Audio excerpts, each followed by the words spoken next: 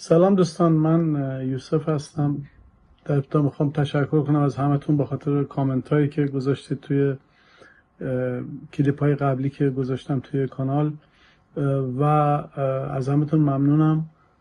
سوالی که خیلی از دوستان مدت ها بود از من میپرسن که چرا مسیحیت، میخواستم امروز با همگی مطرح کنم و دلیل گرویدنم به مسیحیت با شما مطرح کنم. به هر حال من به عنوان یک کسی که توی ایران به دنیا آمده بودم و مادرزاد مسلمون به دنیا آمدم، چون تو ایران شما به هر حال کسی که خانواده مسلمون باشن آپشن دیگه ای نداره. با قوانین اسلامی، با به هر حال قرآن، روزه، با این مسائل آشنا بودم و تا مدت‌ها پایبند بودم و روزه‌مو میگرفتم، نمازمو میخوندم، حتی 2 بار به حج رفتم.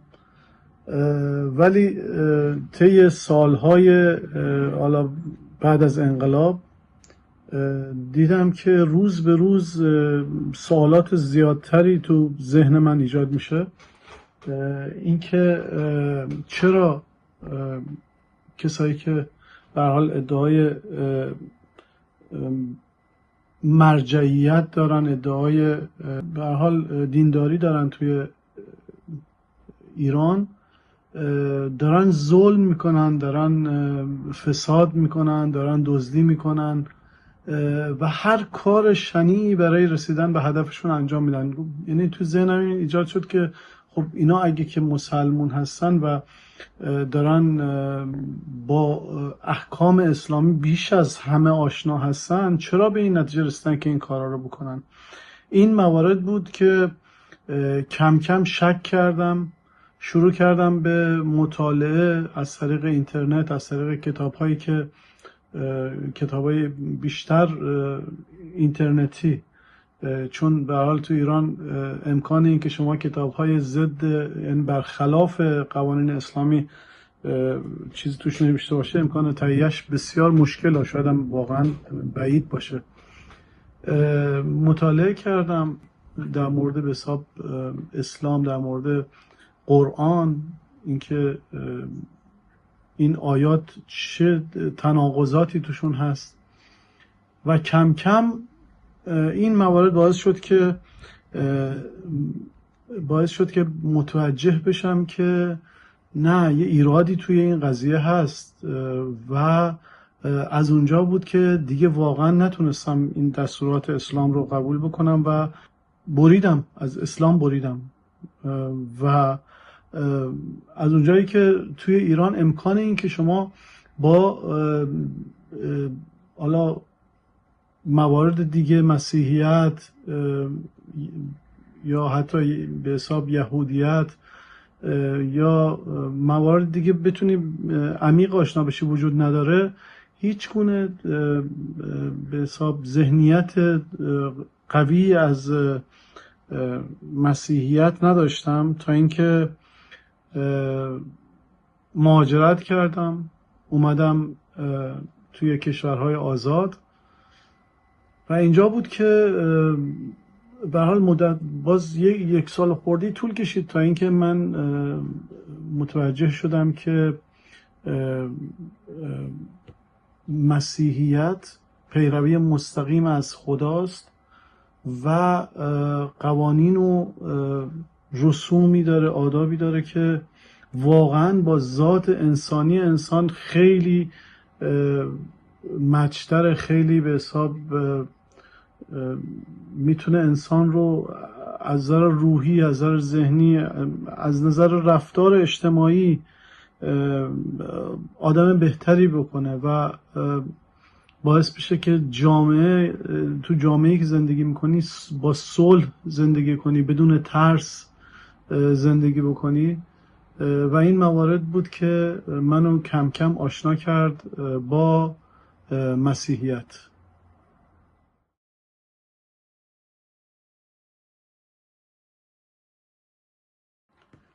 خب قبلا فکر میکردم که واقعا دیگه فقط خدا رو قبول خواهم داشت و دیگه با هیچ دین دیگه یا اینکه طریق دیگه رو نخواهم پذیرفت. ولی اینجا که اومدم به حال شروع کردم به مطالعه، شروع کردم رفت و آمد با دوستان مسیحی که اینجا پیدا کردیم و چون تونستم انجیل به زبان فارسی اینجا گیر بیارم، خوندن انجیل و مطالعه حالا هم عهد عتیق هم عهد جدید و به مرور مواردی رو توش دیدم که اصلا خیلی متفاوت بود با دستورات قبلی که توی اسلام میدیدم. اونجا واقعا بیشتر آدم رو از خدا میترسونن و همیشه باید بترسی. خدایی که توی مکه است، خدایی که اصلا شبیه این چیزی که توی انجیل مطرح شده نیست.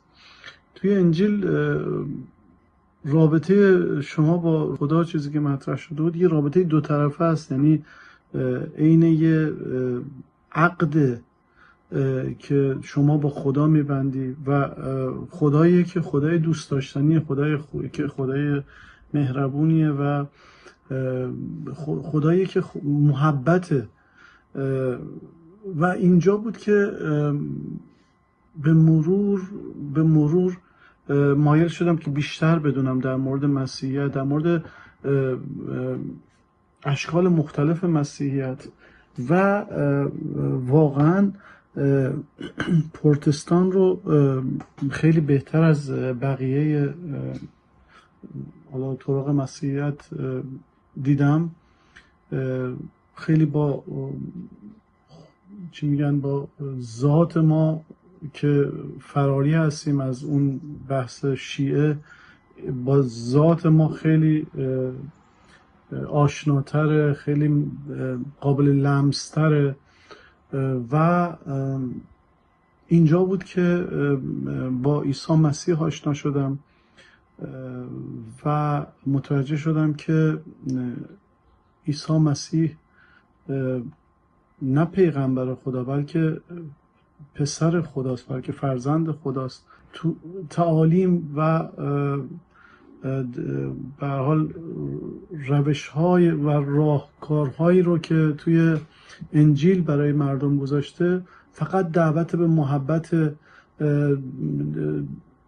دعوت با دوستی حتی با دشمنانت، دعوت اینه که حتی دشمنانت رو لعن نکن و سرتاسر محبته. و اینکه اینجا میدیدم مردم واقعا دست همدیگه رو میگیرن، به هم کمک میکنن،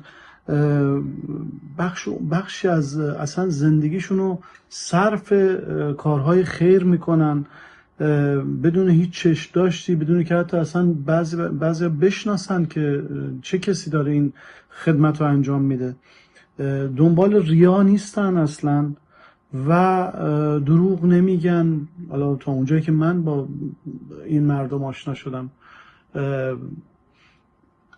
و اینها همش برخواسته از تعالیم مسیحیت. شاید توی قوانین و مقرراتشون بگن که کلا دین آزاده، هر کسی